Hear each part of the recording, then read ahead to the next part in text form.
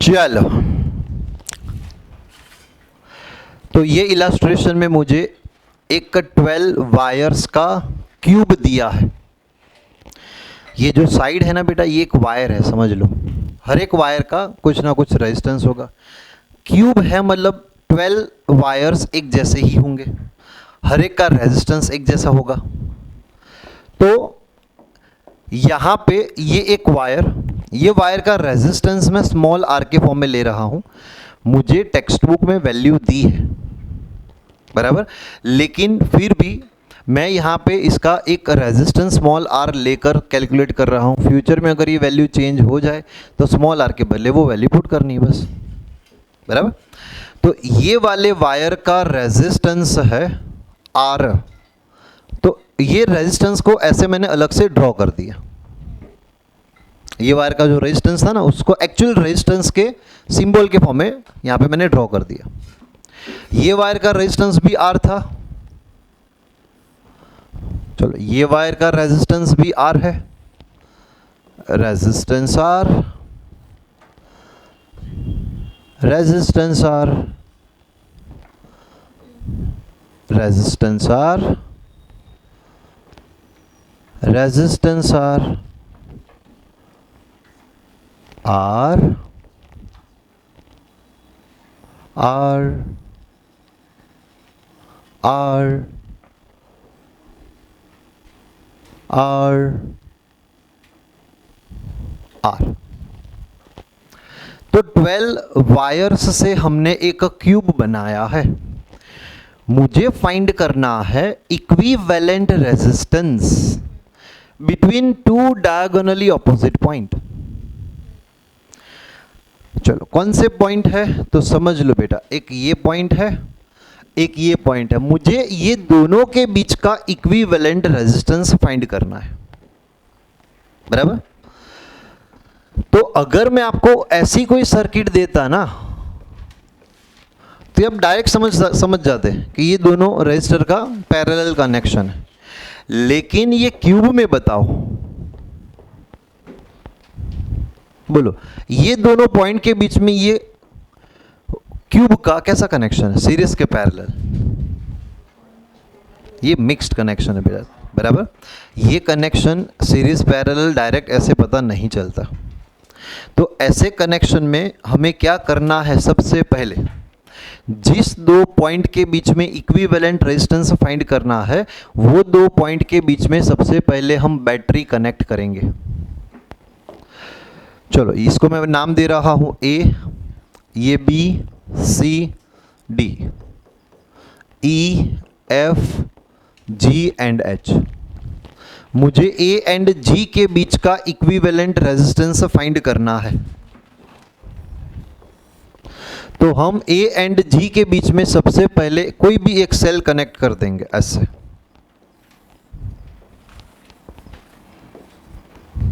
बराबर। इसका ईएमएफ मैं ई ले रहा हूं। ईएमएफ मतलब बेटा अभी टर्मिनल वोल्टेज इसके समझ लो, आइडियल सेल है ये, बराबर। तो इसके वोल्टेज में अभी ई के फॉर्म में ले रहा हूं, बराबर, ठीक है। तो सबसे पहले करंट का डिस्ट्रीब्यूशन समझना पड़ेगा। मान लो कि ये सेल में से करंट निकला कितना, तो आई जितना करंट निकला, आई जितना करंट निकला, ये आई करंट कहां पहुंचा? ए पॉइंट पे, बराबर ना। ए पॉइंट पे करंट कितने पार्ट में डिवाइड होने वाला है? 3 पार्ट में डिवाइड होने वाला है। एक करंट जाएगा ए टू बी, एक करंट जाएगा ए टू डी, एक करंट जाएगा ए टू ई, 3 पार्ट में जाएगा। अब मुझे ये चेक करना था, क्या ये करंट 3 इक्वल पार्ट में डिवाइड होता है या फिर अलग अलग डिवाइड होता है? ये कैसे पता चलेगा? ये हमें डिसाइड करना है बेटा। कैसे? जो करंट यहां से पास हो रहा है उसको लास्ट में पहुंचना कहां है? जी पॉइंट तक पहुंचना है एंड वहां से फिर वापस बैटरी में आना है। तो जी पॉइंट तक पहुंचने के लिए ये करंट कितने वायर यूज कर रहा है? चलो यहां से यहां पे बी तक आए, एक वायर यूज किया, बी टू सी, दूसरा wire C to G, 3 wire use करके जी पॉइंट पे पहुंच गया। चलो फिर जो करंट डी की डायरेक्शन में जा रहा है 1 2 3, जो करंट ई की डायरेक्शन में जा रहा है 1 2 3, तीन तीन वायर होकर ये करंट जी तक पहुंच रहे हैं। मतलब समझ लो कि करंट तीन इक्वल पार्ट में डिवाइड होने वाला है, बराबर। तो यहाँ पे जो करंट आपने आई लिया ना, वो तीन इक्वल पार्ट में डिवाइड होने वाला है, I/3 I/3 I/3। इससे अच्छा है ना कि मैं यहाँ से 3I करंट पास करूँ, तो I हो जाएगा, ये I ये I ये I हो गया। समझ में आ रहा है? चलो अब ये I करंट B पॉइंट पे पहुंचा, अब ये कितने पार्ट में डिवाइड होने वाला है? दो पार्ट में डिवाइड होने वाला है। चलो जो करंट इस डायरेक्शन में जाएगा कितने वायर से G पॉइंट तक पहुंचेगा? 1 2 1 2, मतलब ये करंट दो इक्वल पार्ट में डिवाइड होगा, I/2 I/2। समझ में आ रहा है? चलो जो करंट D पॉइंट पे पहुंचा उसको भी G तक पहुंचना था, दो पार्ट में स्प्लिट होगा, 1 2 1 2 I/2 I/2। जो करंट वैसे ही E पॉइंट तक पहुंचा वो भी दो पार्ट में स्प्लिट होगा, 1 2 1 2। तो करंट इक्वली डिवाइड होता है यहाँ पे I/2 I/2। समझ में आ रहा है? अब यहां से करंट आया I/2, यहां से करंट आया I/2, I/2 दोनों मिलकर यहां पे I हो गया। चलो फिर यहां पे करंट आया I/2, करंट आया I/2, टोटल I हो गया। करंट आया I/2, करंट आया I/2, टोटल। अच्छा यहां से आया I, यहां से आया I, यहां से आया I, तो टोटल 3I आया। अच्छा ये सेल ने कितना करंट निकाला था टोटल? जितना निकला उतना ही वापस आया 3I। करंट का डिस्ट्रीब्यूशन कंप्लीट हो गया, पक्का। इसके बाद बताओ सर्किट में कितने टोटल अननोन करंट है? एक ही है, I। आगे 3I है, I/2 है, लेकिन है तो I के फॉर्म में ना।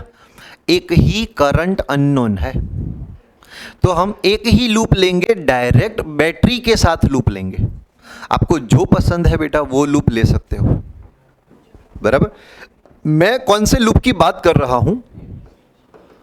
Applying Kirchhoff's second rule for the loop A2 B2 C2 G2 E2A। दिखाई दिया? नेसेसरी नहीं कि आपको यही लूप के लिए अप्लाई करना है, कोई भी लूप ले सकते हो। A2B B2C C2G G2E E2A आएगा। सौम्य VA minus IR minus I/2 R, resistance तो आ रही है, माइनस IR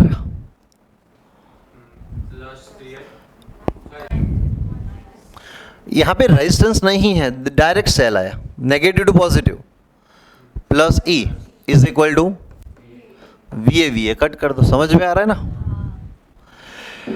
चलो E को बेटा सब्जेक्ट करो, ये सबको सामने लेकर आओ, माइनस IR माइनस 2IR सामने जाने दो, माइनस IR/2 सामने लेकर आओ, प्लस IR/2।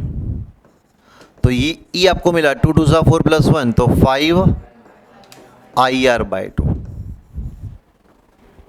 समझ में आया?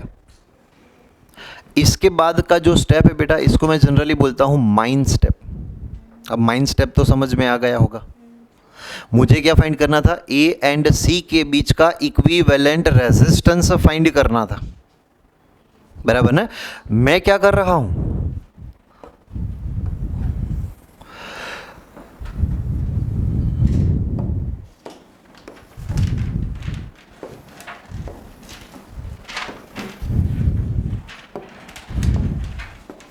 देखो बेटा मैं यहां पे क्या कर रहा हूं, ये पूरा क्यूब यहां से निकाल रहा हूं, पूरा क्यूब A एंड G के बीच का इक्विवेलेंट रेजिस्टेंस फाइंड करना था, पूरा क्यूब यहां से निकाल रहा हूं, एंड A एंड G के बीच में जो इक्विवेलेंट रेजिस्टेंस है उतना ही रेजिस्टेंस यहां पे मैं ड्रॉ कर रहा हूं, ऐसे। ए पॉइंट जी पॉइंट। मुझे फाइंड करना है ए एंड जी के बीच का इक्विवेलेंट रेजिस्टेंस, मुझे नहीं पता। मान लो बेटा इसका टोटल रेजिस्टेंस है आर इक्विवेलेंट, तो ये यहाँ से हटा दिया एंड उसके बदले मैं ड्रॉ कर रहा हूँ आर इक्विवेलेंट। क्लियर है? अब हम फिर से यहाँ पे किरचॉफ से सेकेंड रूल अप्लाई करेंगे। बोलो पाथ कौन सा होगा? तो A2 G2 E2A। स्टार्ट करते हैं। यहाँ से करंट 3I आया ना, तो यही करंट यहाँ से 3I रहेगा। कोई सर्किट में बेटा मैंने चेंज नहीं किया, हाँ सिर्फ क्या किया, क्यूब हटा के इसका जो इक्विवेलेंट रेजिस्टेंस था वो मैंने कनेक्ट किया बस। तो VA minus 3IR equivalent plus E is equal to VA। तो E is equal to 3IR equivalent. देखो फर्स्ट इक्वेशन में भी E था, सेकेंड इक्वेशन में भी E था, दोनों इक्वेशन को कंपेयर कर दो तो आपको मिलेगा 3IR equivalent is equal to 5IR by I cut कर दो। बोलो इक्विवेलेंट रेजिस्टेंस कितना मिला? 5R/6, 5/6R। अगर एक वायर का रेजिस्टेंस 1 ओम है तो 5/6 ओम ये अपना इक्विवेलेंट रेजिस्टेंस होगा।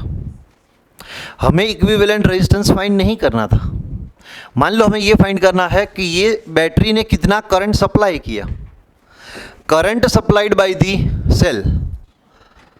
तो कितना करंट सप्लाई किया, करंट की फॉर्मूला बेटा V/R बराबर। हमारे डेटा में एक वायर का रेजिस्टेंस 1 ओम दिया है ना, तो इक्विवेलेंट रेजिस्टेंस कितना मिला? 5/6 ओम। आर के बदले 1 पुट कर दिया। हमारे बेटा डेटा में बैटरी के वोल्टेज कितने दिए? 10 वोल्ट। तो V के बदले मैं 10 लिख रहा हूँ, R के बदले 5/6 लिख रहा हूँ। 6 को ऊपर लेकर आओ, 5 2 सा, तो टोटल 12 एम्पियर का करंट मिलेगा। समझ में आ रहा है?